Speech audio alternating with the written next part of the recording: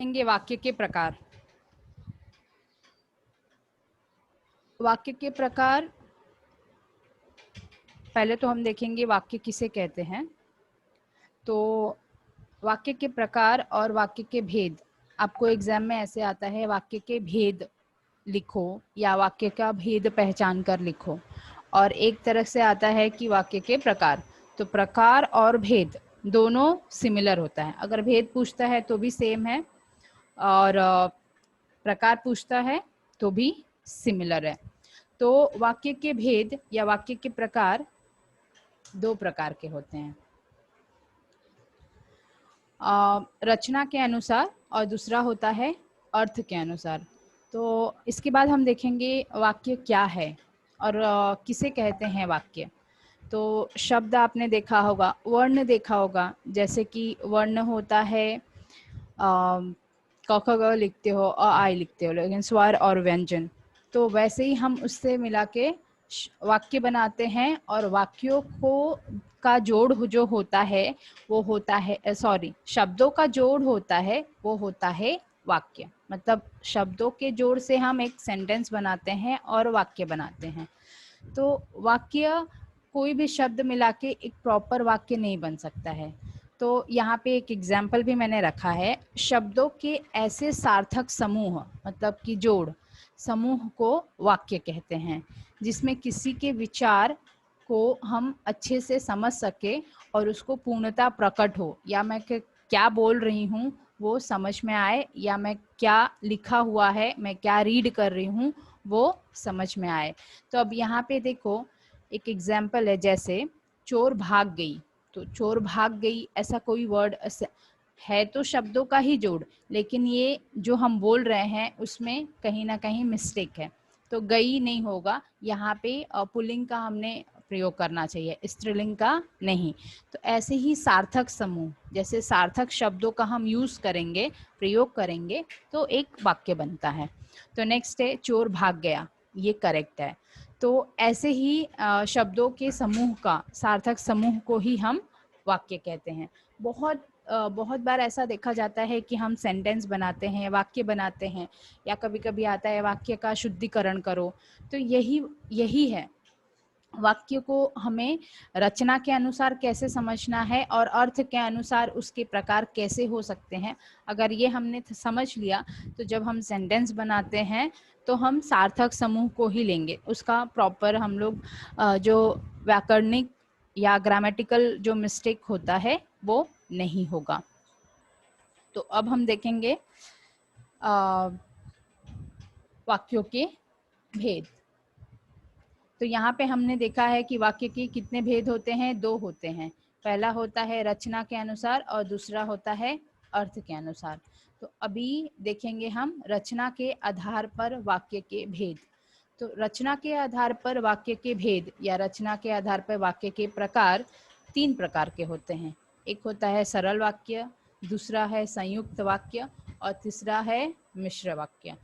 अब इसको हम सिंपल सेंटेंस भी कहते हैं, सरल वाक्य को सिंपल सेंटेंस कहते हैं, संयुक्त वाक्य को कंपाउंड सेंटेंस और मिश्र वाक्य को कॉम्प्लेक्स सेंटेंस। तो ये हो गए रचना के आधार पे तीन प्रकार। तो तीन प्रकार को हम लोग को कैसे समझना है, सरल वाक्य क्या होता है, सरल या उसको हम साधारण वाक्य भी कहते हैं, और आप लोग हमेशा मोस्टली इंग्लिश में भी सेम आता है उसको सिंपल सेंटेंस बनाने के लिए, तो आप लोगों को पता होगा।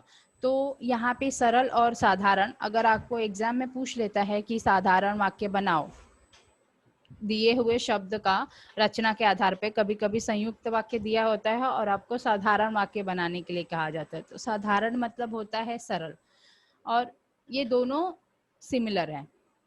तो सरल वाक्य क्या होता है, सिंपल वाक्य होता क्या है, जिन वाक्यों में एक ही विधेय, विधेय मतलब वर्ब, एक ही विधेय होता है उन्हें साधारण वाक्य या सरल वाक्य कहते हैं। और दूसरे शब्दों में हम कह सकते हैं वाक्य में एक से अधिक उद्देश्य हो सकते हैं, सब्जेक्ट एक से ज्यादा हो सकता है, लेकिन वर्ब जो सेंटेंस में वर्ब या क्रिया मतलब विधेय एक ही हो, उसे ही हम सरल वाक्य कहते हैं। मतलब कि जो काम किसी के द्वारा हुआ है, मतलब उसी पर्सन से होता है, तो हम कहते हैं कि अरे एक ही पर्सन होना चाहिए कर्ता। कर्ता मतलब कि उद्देश्य, सब्जेक्ट, उसको सब्जेक्ट कहते हैं। तो सब्जेक्ट कर्ता एक ही होना चाहिए। अभी एक से ज्यादा होगा तो हम वहाँ पे उसको सरल वाक्य नहीं कह सकते, लेकिन नहीं, इसमें मेन आपको ध्यान रखना है कि क्रिया, वर्ब, जो विधेय होता है वो एक ही होना चाहिए। उस एक होगा तो वो सरल वाक्य होगा। अब जैसे मैंने यहाँ पे एग्जाम्पल है पानी बरसा। अब यहाँ पे एक उद्देश्य और एक विधेय, मतलब एक कर्ता और एक वर्ब है। तो बरसना मतलब जो जहाँ पे भी जो शब्द में हमको एक्शन दिखता है, कुछ करने का दिखता है, वो होता है वर्ब, मतलब कि क्रिया। पानी बरसा, तो पानी क्या हो गया, उद्देश्य, क्रिया, और बरसा मतलब कि सॉरी क्रिया। तो आपको क्या हो गया, यहाँ पे एक ही उद्देश्य और एक ही विधेय मिला। तो यहाँ पे तो सिंपल हम लोग अंडरस्टैंड कर लेंगे। लेकिन देखो बिजली भी बिजली चमकती है, एक उद्देश्य एक विधेय। राम और श्याम पढ़ाई कर रहे हैं। अब यहाँ पे देखो उद्देश्य मतलब सब्जेक्ट एक से ज्यादा है, मतलब एक नहीं है दो है। राम और श्याम पढ़ाई कर रहे हैं। राम भी पढ़ता है और श्याम भी पढ़ता है। तो वो क्या कर रहे हैं, लेकिन क्रिया एक ही कर रहे हैं। तो जो ऐसे आपको सेंटेंस आ जाते हैं तब हमको लिटिल बिट थोड़ा कन्फ्यूजन होता है कि ये सरल वाक्य नहीं हो सकता है, क्योंकि यहाँ पे राम और श्याम क्या हो गया है, संयुक्त वाक्य हो गया है, क्योंकि यहाँ पे राम और श्याम को जोड़ा गया है। तो वैसा नहीं है, ये सरल वाक्य होगा क्योंकि एक्शन मतलब वर्ब एक ही है। राधा बीमार होने के कारण विद्यालय नहीं गई। तो गई एक ही क्रिया है, तो राधा बीमार होने के कारण विद्यालय नहीं गई। तो यहाँ पे भी एक ही उद्देश्य है और विधेय एक ही है। हमको इतना बड़ा सेंटेंस दिख रहा है बीमार होने के कारण, तो थोड़ा बड़ा सेंटेंस दिखता है तो हम लोग थोड़ा हमको डाउट आने लगता है, कंफ्यूजन होने लगता है कि मे बी शायद ये सरल वाक्य ना हो। तो यहाँ पे ऐसे जब आपको दिखता है तो सिंपल आप लोग क्या कर सकते हो, आप विधेय की तरफ जाओगे, मतलब वर्ब की तरफ जाओगे कि वर्ब कितना है, एक है या एक से ज्यादा है। तो एक होगा, दैट मीन्स वो सिंपल सेंटेंस, वो साधारण सेंटेंस। सेकंड है संयुक्त वाक्य। संयुक्त जिस वाक्य में दो या दो से अधिक उपवाक्य मिले हों। उपवाक्य मतलब एक वाक्य और दूसरा वाक्य, एक वाक्य से एक वाक्य में ही दो आपको सेंटेंस मिले हो, एक वाक्य दूसरे उपवाक्य मिले हो, परंतु सभी वाक्य प्रधान हो। प्रधान मतलब कि उतना ही इम्पोर्टेंट हो, ठीक है। तो प्रधान हो तो ऐसे वाक्य को संयुक्त वाक्य कहते हैं। अब जिससे ये वाक्यों में इन सब शब्दों का प्रयोग होता है। स्टूडेंट्स आपको चाहिए तो इसका स्क्रीनशॉट ले सकते हो। जब आप लोग आपको एग्जाम्पल्स आएंगे बहुत सारे, तो आप इसमें से थोड़ा देख सकते हो कि इसमें क्या क्या आ सकते हैं। देखो ऐसे शब्द आते हैं और, एवं, तथा, या, अथवा, इसलिए, अतः, फिर भी, तो, नहीं तो, किंतु, परंतु, लेकिन, पर, आदि, ऐसे सारे शब्द आते हैं। ये क्या है, अव्यय है। तो ये अव्यय इसमें यूज होता है, ठीक है। लेकिन ये मिश्र वाक्य में भी आते हैं, बट आपको समझना कैसे है, जिस वाक्य में दो या दो से मतलब एक से ज्यादा, मतलब दो या दो से अधिक उपवाक्य मिले, परंतु सभी वाक्य प्रधान हो, उसका प्रधान हो, वैसे वाक्य को संयुक्त वाक्य कहते हैं। जैसे उसने बहुत परिश्रम किया, एक वाक्य हो गया सिंगल, और सफलता नहीं मिली, सफलता नहीं मिली। लेकिन इन दोनों का इम्पोर्टेंस है, लेकिन क्या कर रहा है, इन दोनों वाक्य को, अलग अलग वाक्यों को क्या कर रहा है ये, लेकिन जोड़ रहा है। तो ऐसे वाक्य को संयुक्त वाक्य कहते हैं, क्योंकि वो जोड़ने का काम कर रहा है। सेकंड है, उसने पढ़ाई नहीं की इसलिए परीक्षा में पास नहीं हुआ। थर्ड है, वह सुबह गया और शाम को लौटा। ये दोनों सेंटेंस क्या है, हम अलग अलग यूज करते हैं। सफलता, उसे सफलता नहीं मिली, वह परीक्षा में पास नहीं हुआ, उसने पढ़ाई नहीं की, ये क्या है, प्रधान वाक्य है, मतलब अलग अलग वो सेंटेंसों को हम समझ सकते हैं, वो किसी पे डिपेंडेंट नहीं है और ना ही वो अधूरा फील कर रहा है। तो अगर ऐसे जो सिंगल सेंटेंसेस को एक थिंग्स, मतलब कि ये जो शब्द जोड़ रहे हैं, वो होता है संयुक्त वाक्य। उसने बहुत परिश्रम किया लेकिन सफलता नहीं मिली, उसने पढ़ाई नहीं की इसलिए परीक्षा में पास नहीं हुआ। वह सुबह गया और शाम को लौट आया। सूरज निकला, फूल खिल उठे।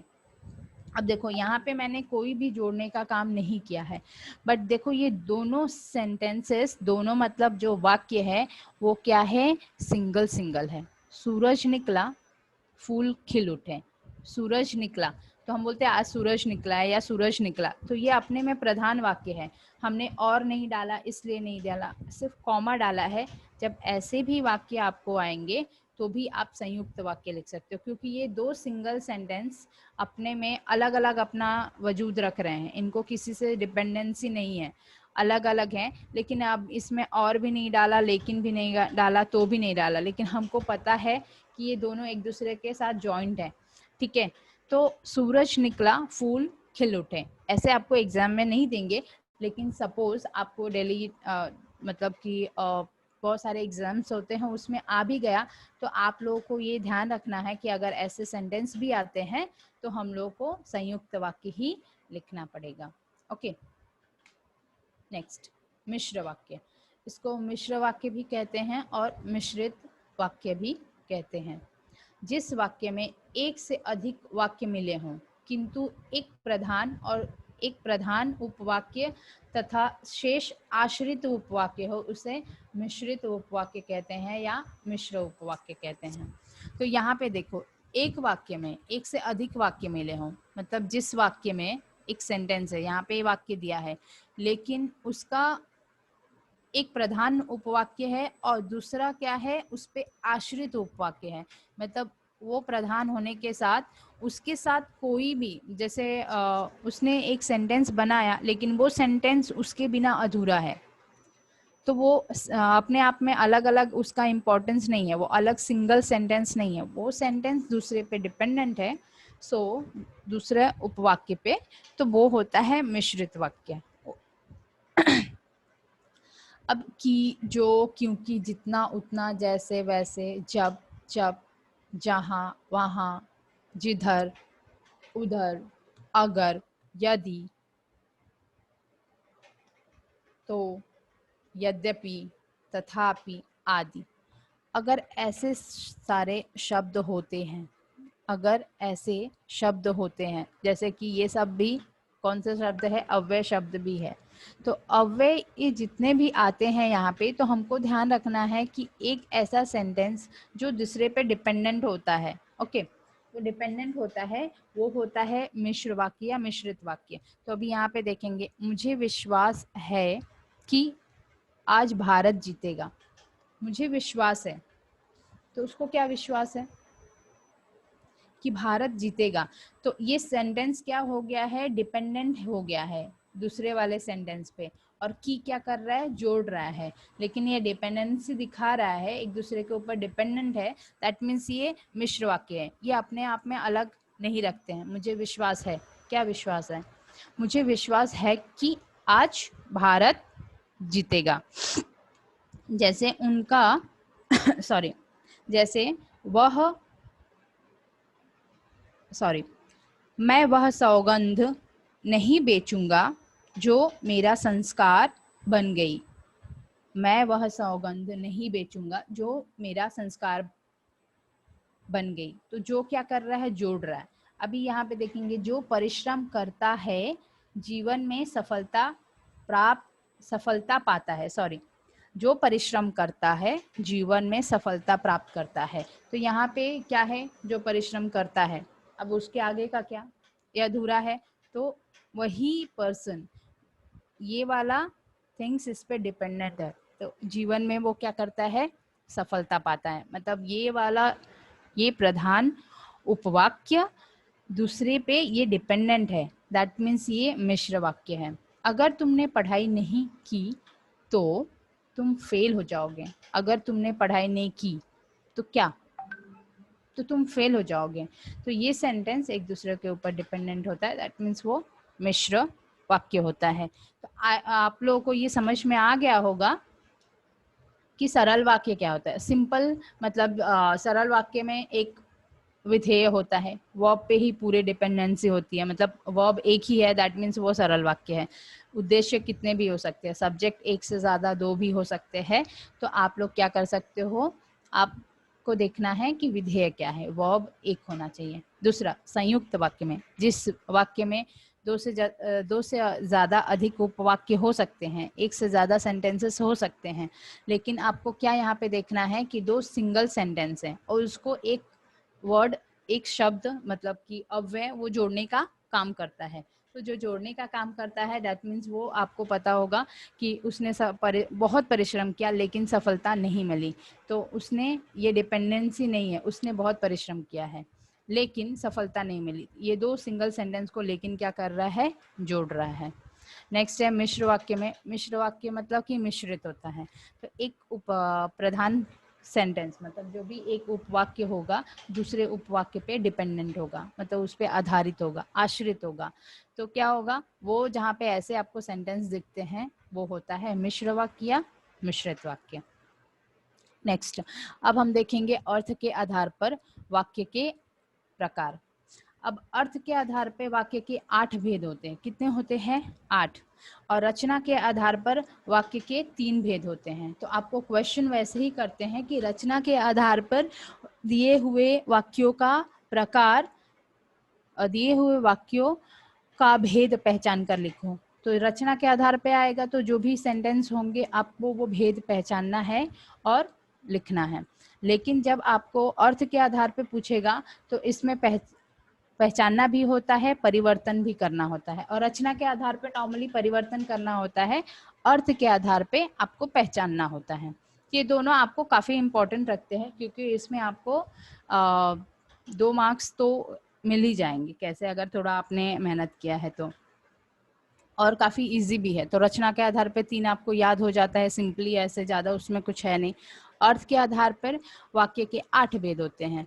तो पहला है विधानवाचक वाक्य, सेकंड आज्ञावाचक वाक्य, थर्ड निषेधवाचक वाक्य, फोर्थ प्रश्नवाचक वाक्य, फिफ्थ विस्मयादिबोधक वाक्य, सिक्स्थ इच्छावाचक वाक्य, सेवेंथ संदेहवाचक वाक्य और एट्थ संकेतवाचक वाक्य। तो ये 8 भेद हमको क्या होने चाहिए, याद रखने चाहिए कि विधान, आज्ञा, निषेध, प्रश्न, विस्मयादि, इच्छा, संदेह और संकेत। इच्छा, संदेह और संकेत, ये जब 3 ऐसे आते हैं तो थोड़ा ऑलमोस्ट लिटिल बिट हमको सिमिलर लगते हैं, उसमें थोड़ा होता है प्रॉब्लम। बट ऊपर के जितने भी सेंटेंसेस होते हैं, जैसे विस्मयादि आपको पता है, प्रश्न भी पता है, निषेध भी आप हमको समझ में आएगा, आज्ञा ऑर्डर देना होता है, विधान मतलब कि वो किसी शब्द का विधान किया गया है, सिंपल सेंटेंस जैसा वो भी होता है।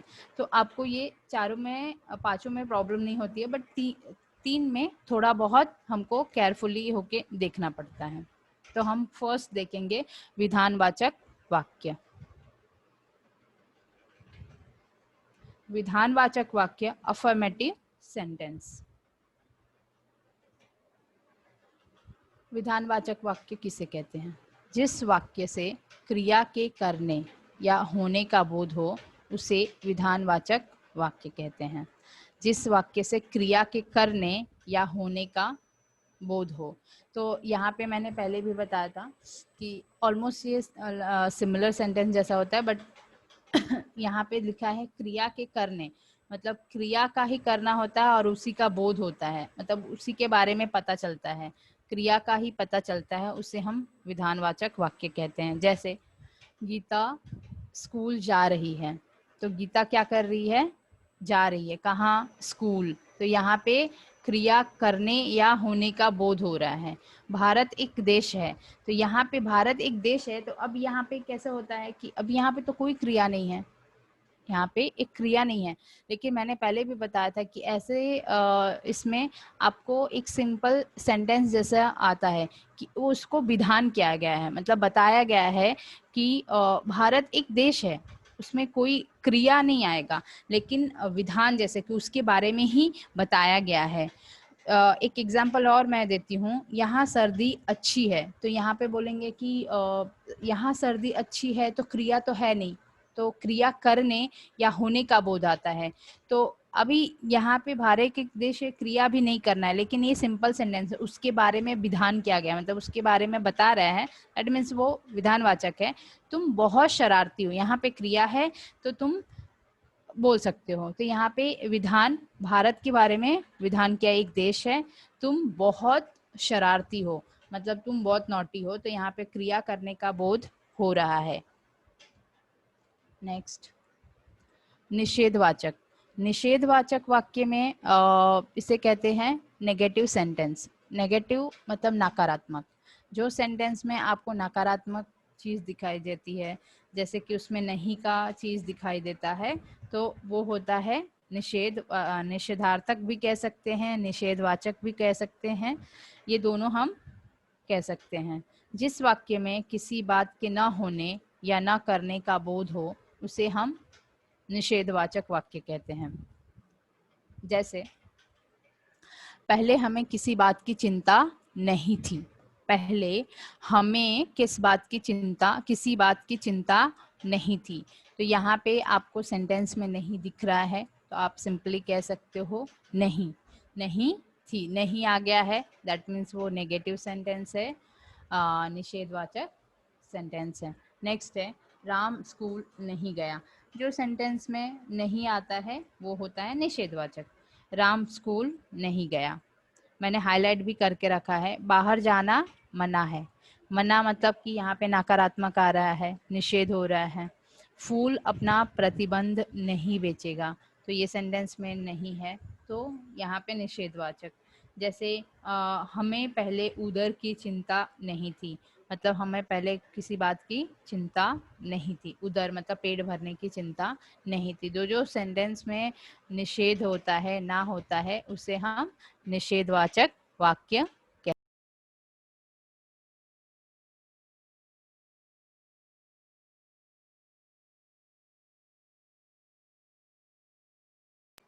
उसे हम कहते हैं निषेधवाचक वाक्य। नेक्स्ट देखेंगे,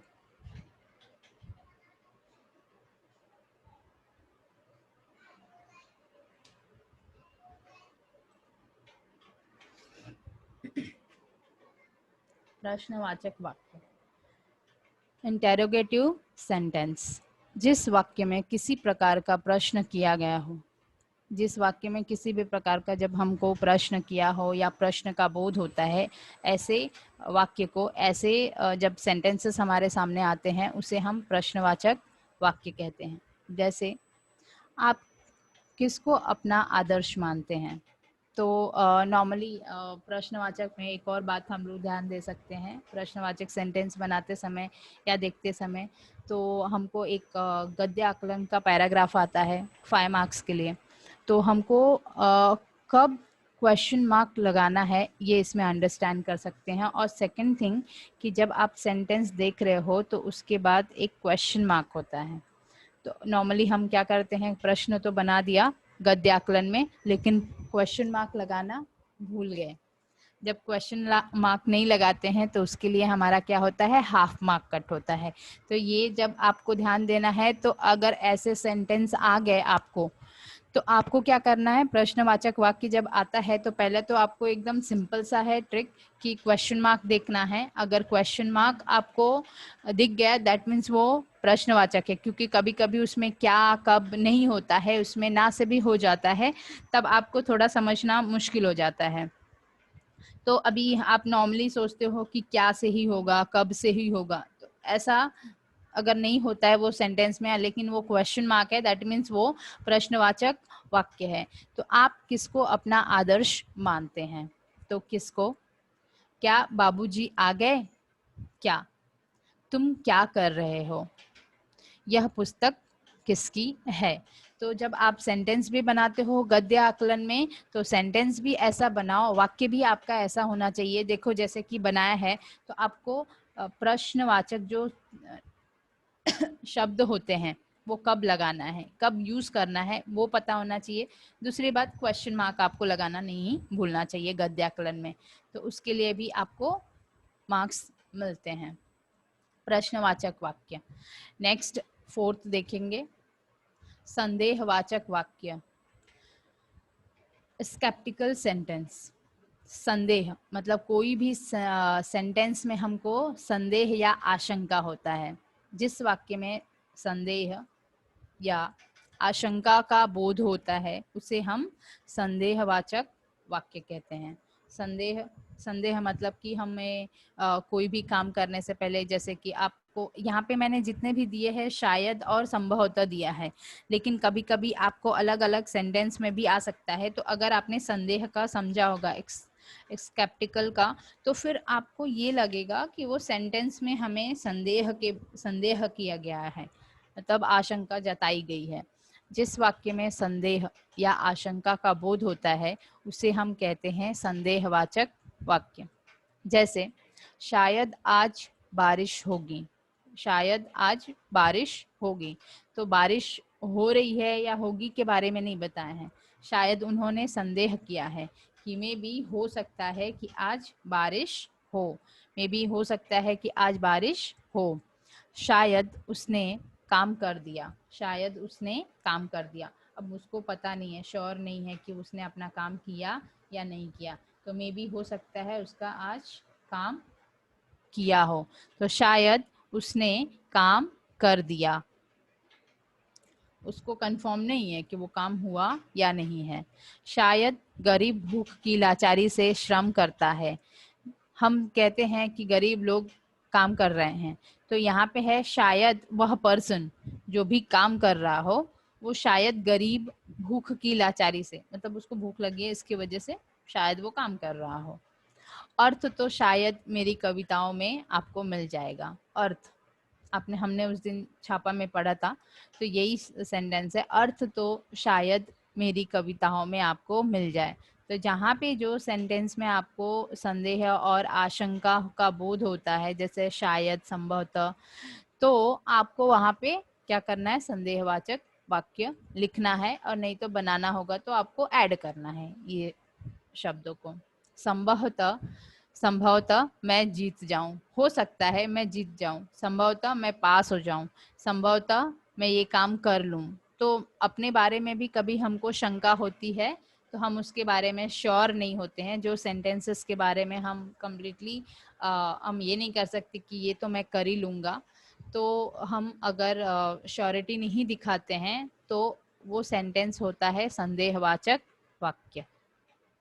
नेक्स्ट नेक्स्ट है 5th, संकेतवाचक वाक्य। संकेतवाचक वाक्य संकेतवाचक वाक्य इंडिकेटिव सेंटेंस, मतलब वो आपको इंडिकेट कर रहा है, कहीं ना कहीं हमको इंडिकेशन मिलता है, वो होता है संकेतवाचक वाक्य। जिस वाक्य में एक क्रिया दूसरी क्रिया के ऊपर निर्भर होने का संकेत हो, जैसे कि हमने मिश्रित वाक्य में पढ़ा या मिश्र वाक्य में पढ़ा है, वैसे ही संकेतवाचक होता है।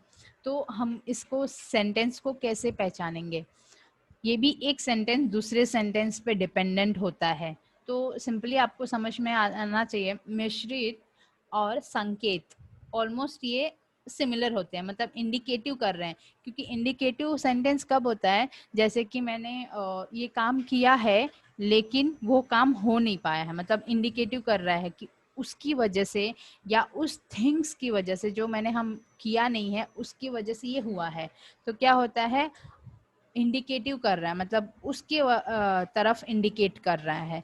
तो बेसिकली ऐसा हुआ कि एक काम दूसरे काम की वजह से नहीं हुआ है, दैट मीन्स कि एक क्रिया जो एक काम कर रहा है और वो क्रिया दूसरे क्रिया की वजह से, दूसरे काम की वजह से नहीं होता है, तो वो क्या होता है, संकेतवाचक होता है। तो यहाँ है एग्जाम्पल, यदि बारिश होती तो पानी की कमी न होती।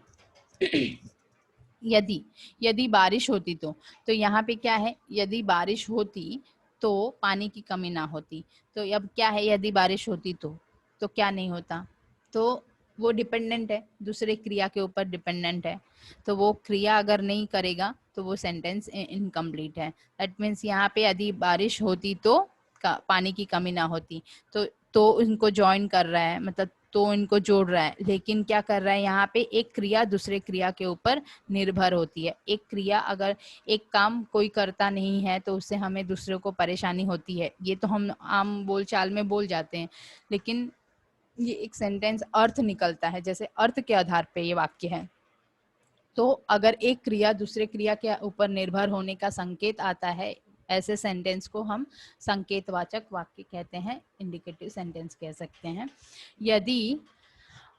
यदि तुम बुलाते तो मैं जरूर आता, यदि तुम बुलाते तो मैं जरूर आता, अगर तुमने मुझे बुलाया होता तो मैं जरूर आता, यदि तुमने मुझे बुलाया तो मैं जरूर आता। चुपचाप पड़ा रहूंगा तो कोई मिलने वाला तंग नहीं करेगा, चुपचाप पड़ा रहूंगा तो कोई मिलने वाला तंग नहीं करेगा। एक क्रिया, मतलब ये क्रिया है और दूसरी क्रिया पे ऊपर क्या कर रहा है, डिपेंडेंट है।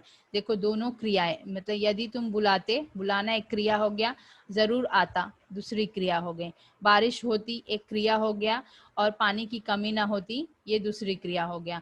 एक क्रिया दूसरी क्रिया के ऊपर डिपेंडेंट है, तो यहाँ पे दो क्रिया आपको देखना पड़ेगा, ठीक है। तो दो क्रिया है और एक क्रिया दूसरी क्रिया के ऊपर डिपेंडेंट है, तो आप समझ जाओगे कि ये संकेतवाचक वाक्य है।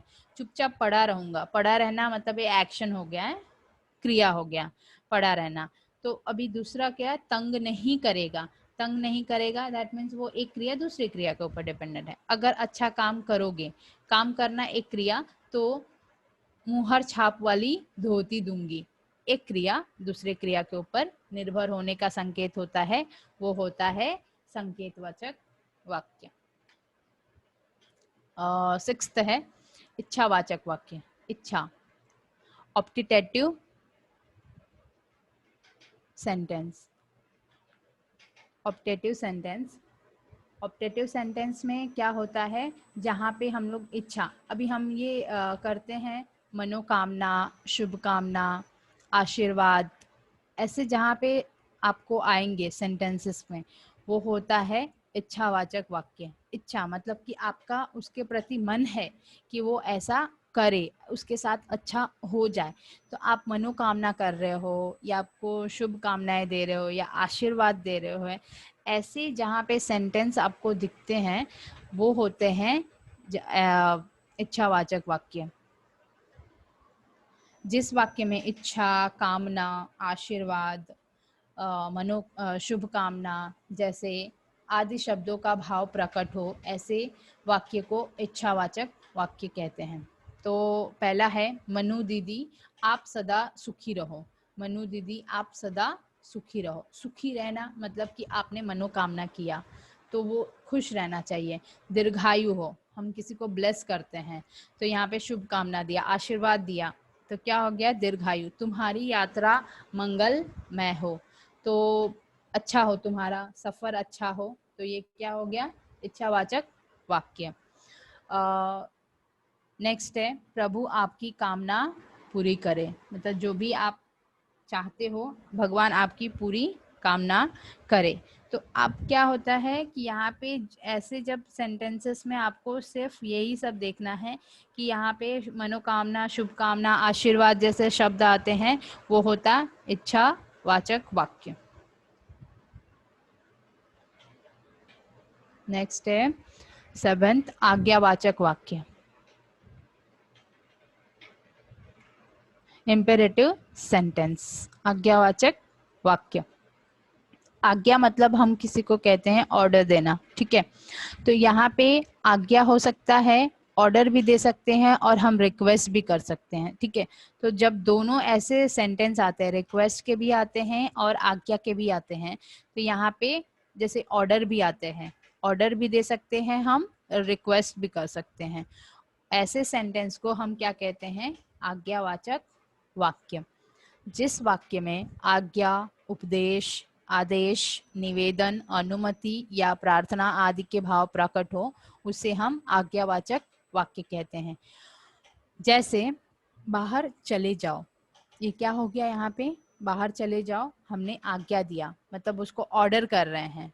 ओके, नेक्स्ट है क्या मैं अंदर आ सकता हूँ, तो ये क्या हुआ, हम रिक्वेस्ट कर सकते हैं। लेकिन एक बात यहाँ पे ध्यान देना कि यहाँ पे क्या है और क्वेश्चन मार्क भी है, ठीक है, लेकिन ये क्वेश्चन मार्क आपको यहाँ पे परमिशन ले रहा है, क्या मैं अंदर आ सकता हूँ, तो यहाँ पे परमिशन है, तो आपको आज्ञा लेना है। यहाँ पे लिख सकते हो आज्ञावाचक वाक्य।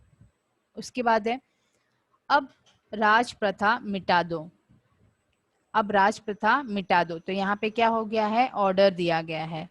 दीन दुखियों के रहने के लिए घर का इंतजाम करो, जो भी दीन दुखिए हैं उनको रहने का इंतजाम करो, यहाँ पे भी ऑर्डर दिया गया है। तो मुझे हर सप्ताह एक पत्र मिलना चाहिए, तो यहाँ पे भी ऑर्डर दिया गया है। तो जहाँ पे भी आपको ऐसे सेंटेंस दिखते हैं जहाँ पे ऑर्डर लग रहा है, या निवेदन हो सकता है, अनुमति हो सकता है, रिक्वेस्ट हो सकता है, उपदेश हो सकता है, ऐसे सब जहाँ पे सेंटेंसेस आपको आएंगे, वाक्य मिलेंगे, वो होंगे आज्ञावाचक वाक्य। विस्मयादिबोधक वाक्य, एक्सक्लामेटरी सेंटेंस सॉरी। तो विस्मयादि मतलब कि होता है जहाँ पे हर्ष, क्रोध, घृणा, शोक आदि का भाव जिस वाक्य में आपको दिखते हैं उसे हम विस्मयादि बोधक वाक्य कहते हैं। विस्मय मतलब आपको उससे विस्मय का बोध होता है, और इसमें एक्सक्लामेशन का साइन भी होता है। तो ऐसे सिंपली आप लोग समझ जाओगे कि जहाँ पे एक्सक्लामेशन का साइन होगा, चिन्ह होगा, आपको समझ जाना है कि वो सेंटेंस भी विस्मयादिबोधक वाक्य है, उसको आपको लिख सकते हो। और जब आपको बनाना भी होगा तो इसमें नॉर्मली अरे, ओह, शाबाश, वाह, अच्छा, छी, ऐसे सब शब्दों का हम प्रयोग करते हैं। तो अगर आपको परिवर्तन करने के लिए आएगा कोई सेंटेंस को, तो आप वैसे परिवर्तित कर सकते हो। जैसे है अरे तुम कितनी सुंदर लग रही हो, अरे मतलब आपको हर्ष हो रहा है, और इसमें आपको मतलब खुशी का प्रतीक दिख रहा है। दूसरा, शाबाश तुम प्रथम आए, मतलब आपने यहाँ पे भी खुशी जाहिरात की। वाह कैसी सुगंध है, ठीक है, यहाँ पे भी खुशी आ रही है। अच्छा, फूल अपनी गंध नहीं बेचेगा, अच्छा, छी कितनी गंदी कमीज है। तो जहाँ पे ऐसे सब शब्द आते हैं वो होता है विस्मयादिबोधक वाक्य। तो यहाँ पे हम देखेंगे अर्थ के आधार पर वाक्य परिवर्तन, आपको एग्जाम में आते ही हैं वाक्य परिवर्तन कैसे किया जाता है। वाक्य के अर्थ में बिना किसी के बदलाव किए उसे एक प्रकार से दूसरे प्रकार के वाक्य में परिवर्तन करना ही वाक्य परिवर्तन कहलाता है। तो मोस्ट ऑफ टाइम आपको एग्जाम में ऐसे आते ही है। तो आपको अर्थ के आधार पर दिए हुए वाक्य का परिवर्तन करो। तो मैंने एक एग्जाम्पल दिया है यहाँ पे आपको थोड़ा समझाने के लिए, जो भी हमने 8 सेंटेंसेस बनाए हैं। देखो, विधानवाचक वाक्य का है राम अपना कार्य कर रहा है, एक ही पर्सन है और एक ही काम कर रहा है, तो विधान कर रहा है, उसी के बारे में विधान किया गया है, सिर्फ राम के बारे में बताया गया और राम ही अपना काम कर रहा है। एक पर्सन, एक कर्ता, एक विधेय, मतलब एक सब्जेक्ट और एक वर्ब है, तो ये हो गया विधान, मतलब उसके बारे में बताया गया है, तो वो होता है विधानवाचक वाक्य। अब ये सेंटेंसेस को, सेम यही सेंटेंस को आपको चेंज करना है, परिवर्तन करना है, ठीक है।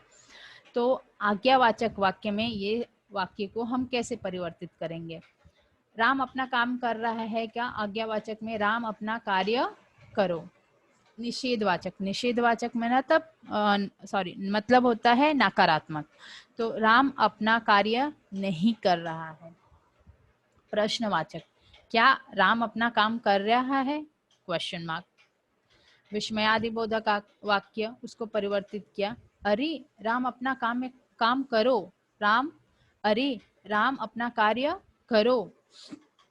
नेक्स्ट है इच्छावाचक, काश राम अपना कार्य करे, काश यहाँ पे इच्छा जताई है। संदेहवाचक वाक्य, राम अपना कार्य कर रहा होगा, मे बी वो अपना कार्य कर रहा होगा, इसमें श्योरिटी नहीं है। तो देखो मैंने पहले भी बताया था कि मैंने सेंटेंसेस यूज किए थे, संभवतः और शायद। तो इसमें आप शायद ऐड भी कर सकते हो और नहीं भी करो, बिल्कुल कोई भी वाक्य परिवर्तित किए बिना। तो आप ऐसे भी बना सकते हो, राम अपना कार्य कर रहा होगा। इससे भी हमें प्रतीत हो रहा है कि वो शायद में गया है सेंटेंस, हम श्योरिटी नहीं है। तो अगर हम शायद भी नहीं लगाए, संभवतः भी नहीं लगाए, तो ऐसे ऐसे सेंटेंस हम बना सकते हैं। संकेतवाचक वाक्य, यदि राम अपना कार्य करे तो उसकी माँ परेशान ना हो। तो संकेत में एक कार्य, एक कर्ता, एक क्रिया दूसरी क्रिया के ऊपर डिपेंडेंट होती है। तो राम क्या है, कर्ता हो गया, और अपना कार्य करे, अगर एक क्रिया दूसरी क्रिया पे, तो अगर कार्य करता तो उसकी माँ परेशान नहीं होती। तो क्या हो गया, ये हो गया संकेतवाचक वाक्य।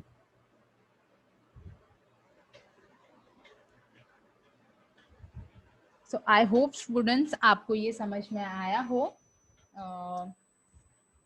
आई थिंक ये थोड़ा दोनों एक साथ मैंने समझाया है, तो आई होप आपको समझ में आया होगा। अगर स्क्रीनशॉट लिया भी होगा तो आपको और उससे क्लियर हो जाएगा। ठीक है। So hello ma'am, hello. Okay students, यहाँ पे मैंने कुछ आपके स्क्रीनशॉट ले सकते हो।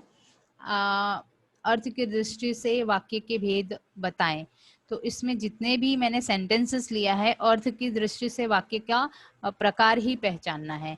तो आपको प्रकार पहचान के और बताना है। तो ये कौन से प्रकार हो सकते हैं, तो आप इसका स्क्रीनशॉट ले लो, आप इसका प्रैक्टिस कर सकते हो, और आप कहीं से भी बुक और डाइजेस्ट में से इसको फाइंड आउट कर सकते हो कि इसका क्या होगा। ठीक है, ओके। स्क्रीनशॉट ले लो सभी।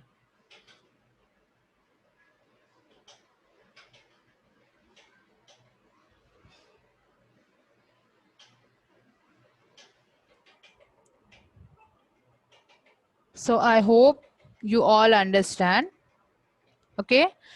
If you have any question, students, you can ask me. कोई क्वेश्चन है तो आप मुझे पूछ सकते हो।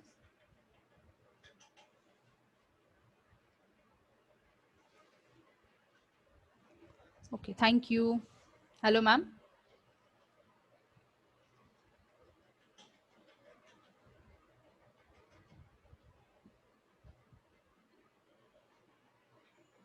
स्टूडेंट्स आपकी कोई क्वेश्चन नहीं है, मतलब आपको क्लियर हो गया है। ओके।